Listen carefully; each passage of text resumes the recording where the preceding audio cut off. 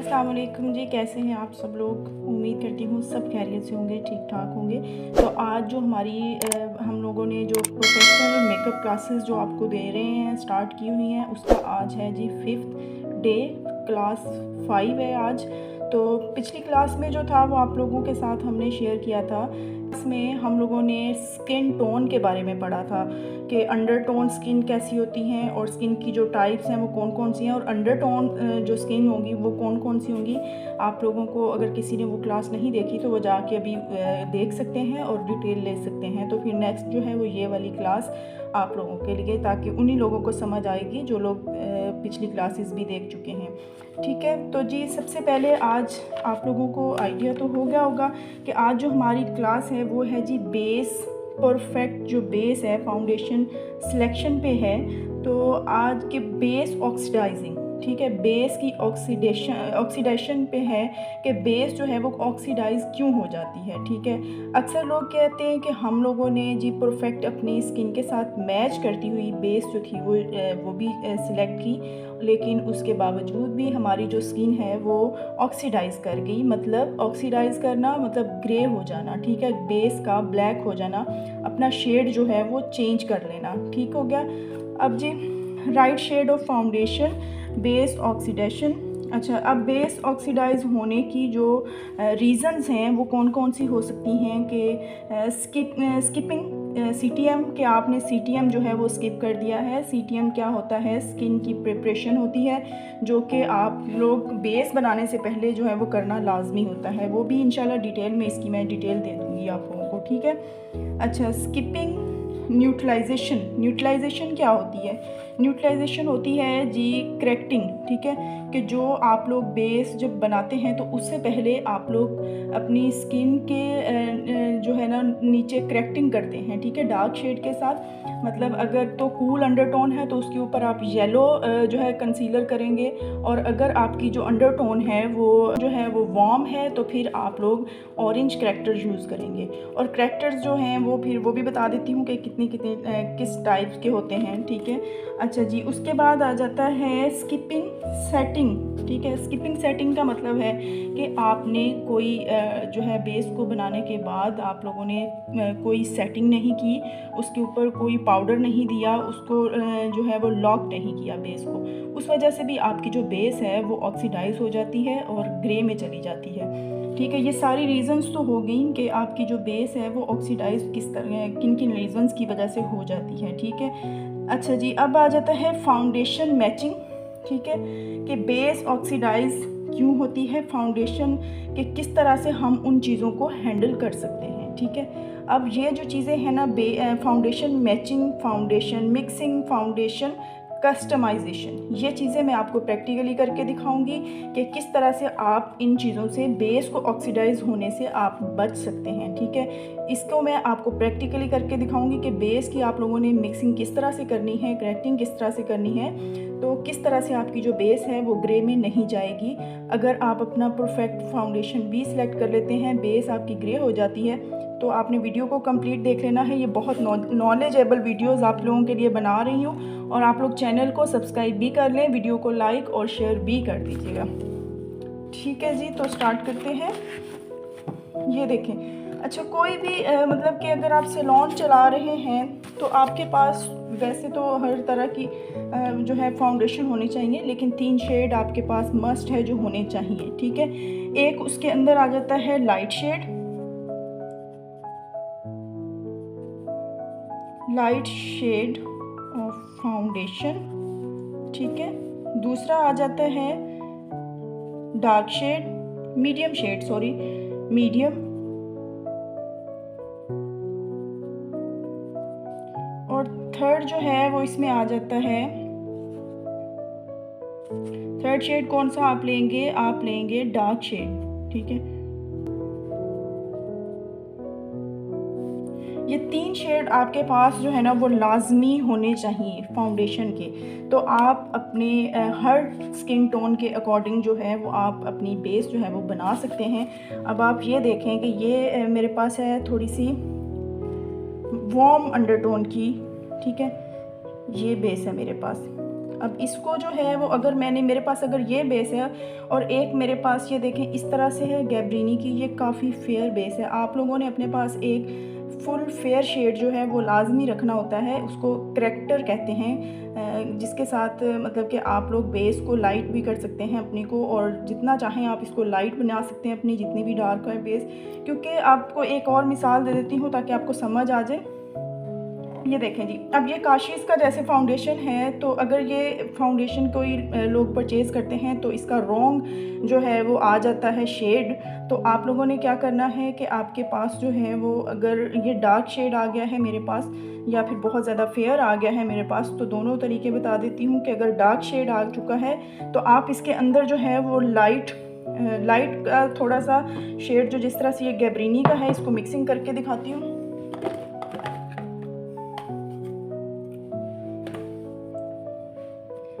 ये देखिए, अगर हमने इस बेस को जो है ना वो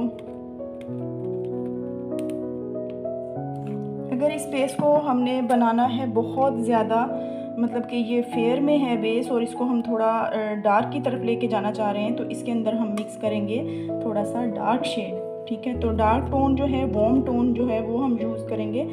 और ये डिफरेंट शेड्स जो हैं वो आप खुद बना सकते हैं। आपके पास जस्ट 3 शेड जो है वो होना ज़रूरी है। ये देखिए, अब ये इन दोनों शेड्स को मिक्स करेंगे तो एक बहुत ही खूबसूरत सा शेड हमारे पास बन के आ जाएगा। और एक और चीज़ के बेस जब ऑक्सीडाइज होती है वो इस वजह से भी होती है कि आप लोग बिल्कुल अपने फेस के जो साथ मैच फाउंडेशन जब सेलेक्ट कर लेते हैं ना, तो तब आपकी फाउंडेशन जब आप लगाते हैं तो कुछ देर के बाद वो बिल्कुल ऐसे हो जाती है कि फेस के ऊपर कुछ लगा ही नहीं है। तो आप लोगों ने क्या करना है कि मिक्सिंग बेस की, ठीक है, इसी को कहते हैं, ये वो काम है जो पार्लर के अंदर किए जाते हैं, जो पार्लर सीक्रेट्स हैं वो आपके साथ शेयर कर रही हूँ। तो उसका ये है कि आपने क्या करना है कि 2 फाउंडेशन, अक्सर आप देखते होंगे सैलून में 2 फाउंडेशन 3 फाउंडेशन की मिक्सिंग की जाती है, तो उसकी मिक्सिंग ऐसे ही होती है कि 2 फाउंडेशन, एक लाइट ले लिया थोड़ा सा, एक थोड़ा सा फेयर शेड और एक आपका एग्जैक्ट जो स्किन के साथ मैच है शेड वो आपने लेना है, ताकि जब आप लोग इसकी मिक्सिंग करें अपने फेस के ऊपर फिर लगाएं तो आपका जब ऑक्सीडाइज हो तो जो फेयर शेड है वो आपकी स्किन के ऊपर जितना ऑक्सीडाइज होगा उसके बाद आपकी स्किन के साथ मैच हो जाएगा। ठीक है, अगर कोई चीज़ समझ में नहीं आती तो आप लोग कमेंट बॉक्स में पूछ सकते हैं, मैं आप लोगों को ज़रूर रिप्लाई भी दूंगी। अब देखिए जी, ये एक बहुत ही खूबसूरत सा शेड हमारे पास बन के आ गया है। ये देखें, मेरी स्किन टोन से थोड़ा सा लाइट है, लेकिन जैसे ही ये थोड़ा सा टाइम गुजरेगा तो ये बिल्कुल एक्यूरेट मेरी स्किन के साथ जो है वो ऑक्सीडाइज होके मैच हो जाएगा, क्योंकि इसके अंदर हम लोगों ने एक लाइट मेरी स्किन टोन का जो शेड था वो हमने मिक्स किया और थोड़ा सा मैंने इसके अंदर फेयर शेड मिक्स किया। ठीक है, ये मैंने फेयर शेड मिक्स किया था और जो ये था ये मैंने मेरी ही स्किन टोन से जो मैच शेड था वो मैंने मिक्स किया था। तो ये दोनों की मिक्सिंग इसलिए की जाती है ताकि जब बेस आपकी ऑक्सीडाइज होती है तो उसके बाद वो आपकी स्किन के साथ परफेक्टली मैच हो जाती है। लेकिन अगर आप अपनी स्किन का ही शेड लेके लगाएंगे खाली, तो कुछ देर के बाद वो ऑक्सीडाइज हो जाएगा और बिल्कुल ख़त्म हो जाएगा आपकी स्किन के ऊपर से। ठीक है, अब मैं आपको जो है वो फेयर शेड बनाना सिखा, अगर यही देख लें आप। ठीक है, अब ये शेड है, इसके अंदर हम लोग अगर extra fair shade, correcting shade जिसको कहते हैं, बिल्कुल वाइट कलर का होगा, थोड़ा सा ये ऐड करते हैं।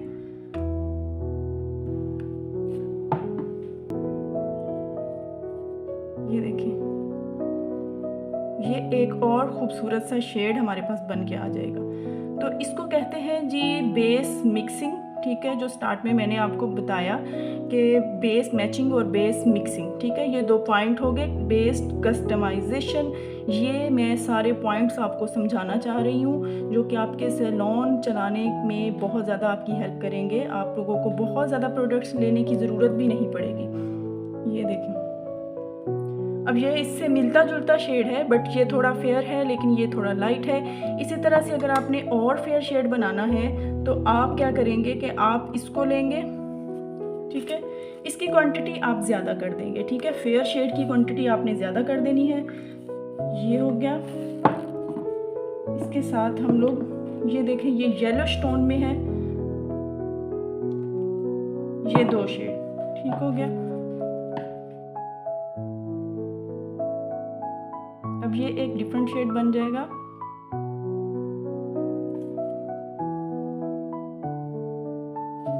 ये देखें,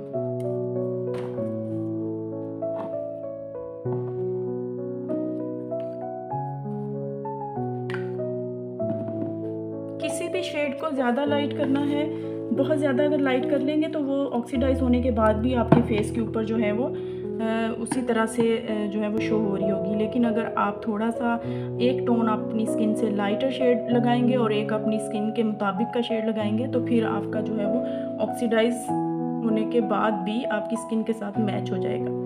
ये देखिए, इस तरह से आप लोगों ने इसकी जो है बेस की मिक्सिंग करनी है।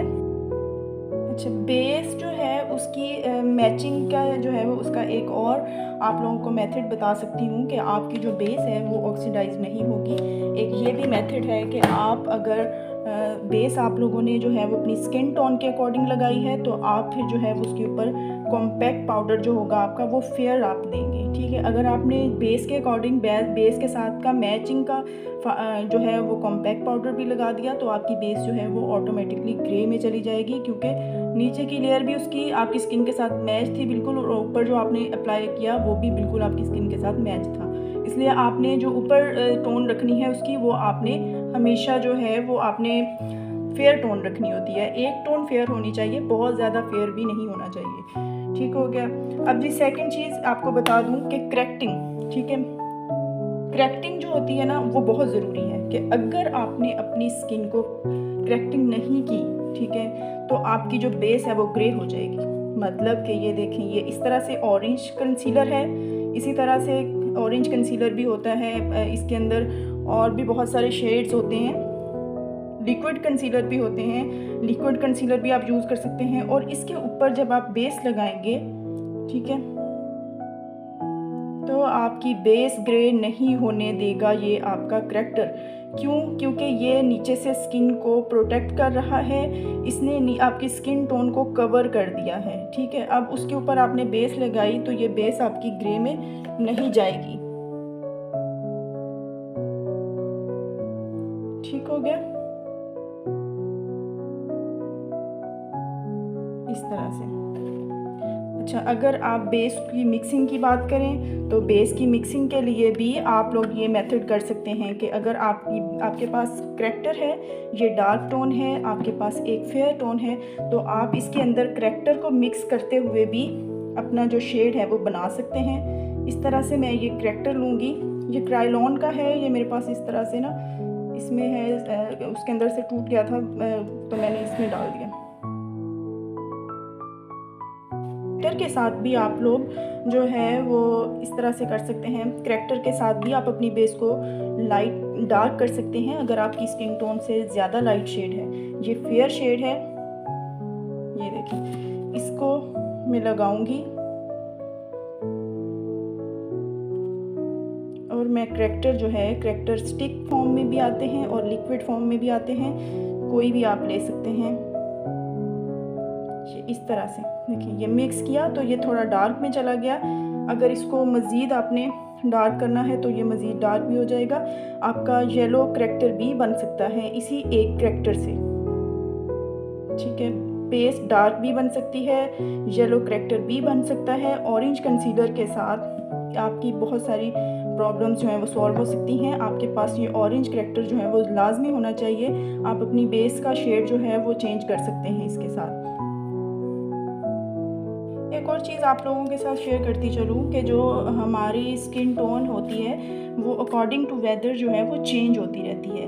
तो आप लोगों ने इस चीज़ का बहुत ज़्यादा ध्यान रखना है। और अगर आप लोग कॉपी पेन से लेके बैठे हैं तो ये चीज़ आप अपने रजिस्टर पे लिख लें, ठीक है। अपने नोट्स बनाएं। मेरा क्लासेस देने का मकसद भी यही है कि आप लोग नोट्स बनाएं और आप लोग प्रोफेशनल वर्क जो है वो फ्री ऑफ कॉस्ट सीखें, ठीक है जी। तो आप लोगों ने ये राइट कर लेना है कि वेदर के हिसाब से स्किन टोन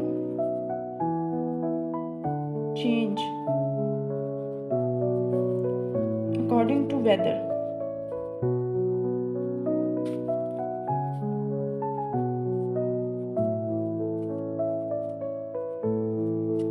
वेदर के हिसाब से से जो स्किन टोन होती है वो भी चेंज होती है, ठीक है। ये आपने अपने पास लिख के रख लेना है, ठीक हो गया। तो जी इंशाल्लाह मुझे उम्मीद है कि आप लोगों को समझ आ रही होगी क्लासेस की। आज मैंने आप लोगों के साथ इतना ही बताना था, आप लोगों को कस्टमाइज़ बेस मिक्सिंग किस तरह से की जाती है। और मज़ीद अगर आप लोगों को किसी चीज़ की कन्फ्यूजन हो तो आप लोग कमेंट बॉक्स में आके क्वेश्चन कर सकते हैं। तो इंशाल्लाह फिर नेक्स्ट क्लास में 6th क्लास हमारी होगी, तो उसके लिए आप लोग घंटी के बटन को प्रेस कर लें और चैनल को सब्सक्राइब कर लें और नेक्स्ट आने वाली वीडियो ताकि टाइम से आप तक पहुंच जाए और आप लोग फ्री ऑफ कॉस्ट ये जो सैलून का वर्क सिखाया जा रहा है आप लोग सीख सकें। तो जी दुआओं में याद रखिएगा, मिलेंगे नेक्स्ट वीडियो में। अल्लाह हाफिज़।